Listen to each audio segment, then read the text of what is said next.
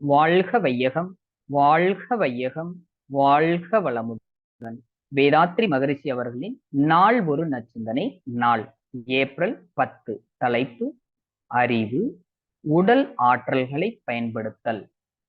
பயங்கரமான வேகம் கொண்டு பாயும் நதியின் வெள்ளத்தை அணைகள் மூலம் தடுத்து ஒரு தக்க இடத்தில் தேக்கி அந்த தண்ணீரை நமக்கு வேண்டிய இடத்திலும் நமக்கு வேண்டிய அளவிலும் உபயோகித்து பயன்பெறுகிறோம். புலன்கள், உடற்கருவிகள், அறிவின் ஆற்றல் என்ற இவற்றில் சிறந்த மனிதர்களின் உடல் பலமும் அறிவின் நுட்பமும் இக்காலத்தில் கவலையில்லாது ஓடிப்பாயும் வெள்ளம் போல் பல்வேறு துறைகளில் அழிவை செய்து விடுகிறது.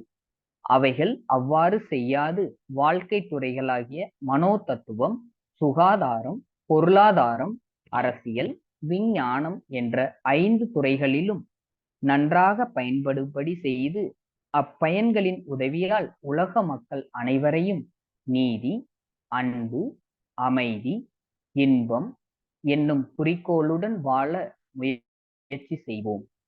மனோ தத்துவம் என்றால் என்ன?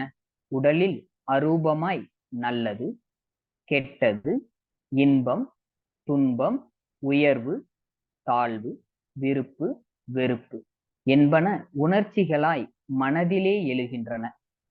அறிவின் பண்பாட்டினால் இவை அனைத்தும் கடந்த நடுவு நிலைமையும் அந்த மனதிலேதான் ஏற்படுகின்றது.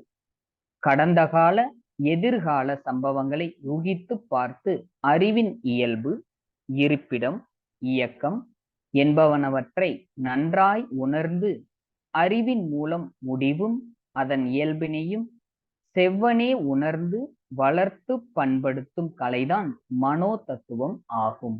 அருட்தந்தை வாழ்க